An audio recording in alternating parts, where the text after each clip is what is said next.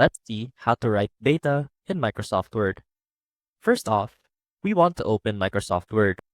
And as you can see right here, we have our document ready. Now to type in beta, simply head on over to the Insert tab. Now click on Symbol here on the far right. Now click on More Symbols.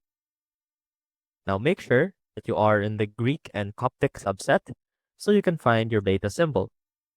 And the beta symbol is indicated by this small letter B for the Greek small letter beta, or this letter B, which is the Greek capital letter beta. Now to insert that into your document, simply click on the symbol that you want to insert and click Insert down here at the bottom. And you can also type in this shortcut key directly into your document. So for beta, we have 03B2. Now let's close this. Type in 03B2 and click on Alt X on your keyboard. And that should automatically turn into the beta symbol.